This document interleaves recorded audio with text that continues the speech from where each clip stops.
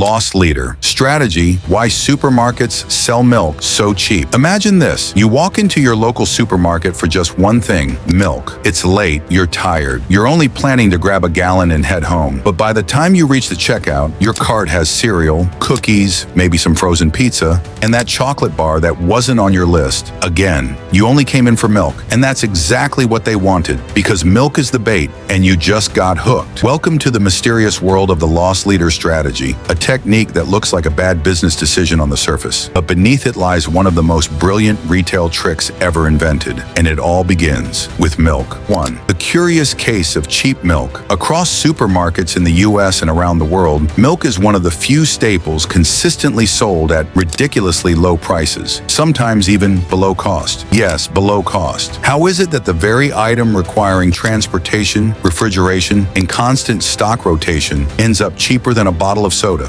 Why would a business intentionally sell something at a loss? The answer: psychology, strategy, and a bit of calculated manipulation. Milk isn't just any product, it's a loss leader. And in the world of retail, that term holds more power than you'd expect. 2. What is a loss leader? A loss leader is a product sold at a price that is not just low, it's unprofitable. It bleeds money, but that's not a mistake. It's bait. Retailers choose certain essential or high-demand products, like milk, eggs, or bread, and price them so low they're irresistible. Why? Because these items do one very specific job. They pull you through the door. Once you're in, surrounded by aisles of temptations, the strategy kicks in. You don't just buy the milk, you buy the items with profit margins. You buy more than you planned, and that's where they win. 3. The strategic placement trap. Next time you're in a supermarket, pay attention to the layout. Where is the milk? Is it right up front for convenience? Absolutely not. It's buried all the way in the back, and there's a reason. Supermarkets force you to walk past dozens, sometimes hundreds, of other items to get to the thing you came for. Chips, candy, cleaning products, promotions. Bakery smells wafting from the side. It's a carefully curated maze designed to distract, entice, and seduce. Even the floor tiles might change texture to subtly slow your pace, keeping you browsing longer. The milk isn't just cheap, it's a trap. 4. The history behind the trick. This isn't a modern invention. In fact, the loss leader strategy has been used for over a century. Back in the 1800s, department stores would advertise a handful of products at rock-bottom prices in newspaper ads. Customers would storm in to grab the deals and end up buying a cartload of other goods at full price. Retailers noticed something magical. People hated walking out empty-handed. Even if the discounted item sold out, the customer would often stay and buy something else just to feel the trip was worth it. And so the strategy evolved. Today, it's perfected. 5. Not just milk, the loss leader. Army milk is just the beginning. Look at how Black Friday works. Electronic stores slash prices on flat-screen TVs, gaming consoles, smartphones, laptops, all go for what seems like suicidal discounts. That's because they want foot traffic, they want urgency, they want buzz. And while customers wrestle over the $199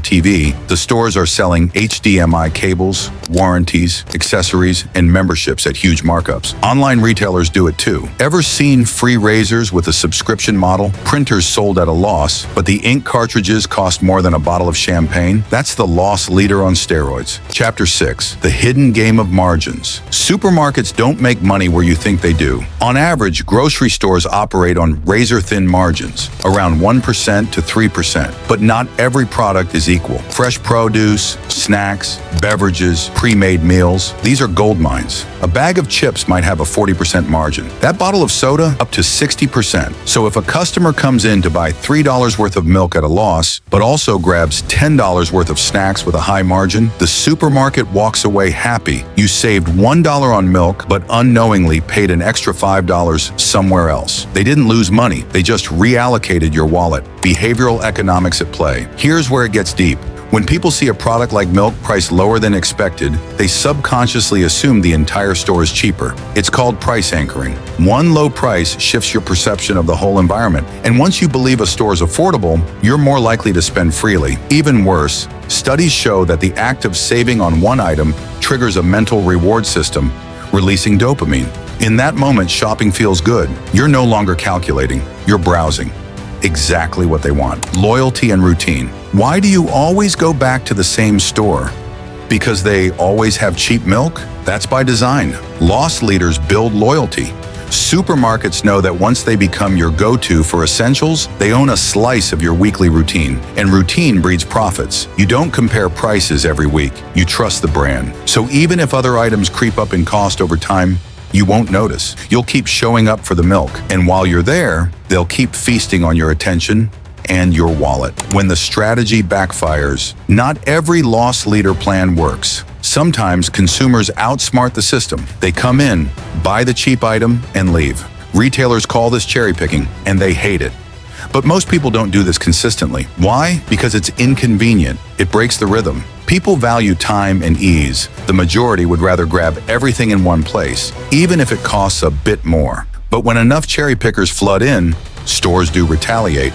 Limits per customer, membership restrictions, or in extreme cases, pulling the loss leader entirely. It's a delicate dance between baiting the customer and not getting burned. The modern twist, data-driven loss. Leaders today, supermarkets and online retailers have leveled up. They're no longer guessing. They use data, purchase history, time of day, even weather patterns all inform what gets discounted and when. If it's raining in your area, you might get a special on soup or umbrellas. You get an email showing you milk is on sale. Not just to get you to buy milk, but because your past behavior shows you're also likely to buy cookies. The modern loss leader isn't just cheap, it's personalized. Algorithms now play the long game of loyalty, slowly turning you into a profitable repeat customer without you even realizing it. So, who really wins? The customer saves on some items, the store profits on others. But in the end, it's not about the individual sale. It's about habits. It's about getting you to choose one store over another, again and again. It's about guiding your feet and your wallet through carefully calculated experiences. And while you think you're making smart shopping decisions, someone else is pulling the strings behind the shelves, all because of a $2 gallon of milk, the secret power of small losses. So the next time you walk into a supermarket and see milk for what seems like a steal, pause. Ask yourself, what did they want me to see? And what did they want me to ignore? The loss leader strategy isn't about milk. It's about psychology. It's about routine. It's about making you walk in for something simple and walk out with more than you planned. And even though it might feel like you're winning, remember this, they're not afraid to lose a little if it means they win big in the end. That's not just strategy, that's business brilliance. If this story made you think twice about your next grocery trip, imagine what else is happening behind the shelves. We break down business strategies, hidden economics, and the secrets behind everyday decisions, one story at a time. So if you're curious, if you love uncovering what's beneath the surface, and if you never want to shop the same way again, hit that like button to show some love, and subscribe for more powerful stories that reveal the business world like you've never seen it before. And hey, don't forget to share this with someone who always thinks they're getting a good deal, because now you know better.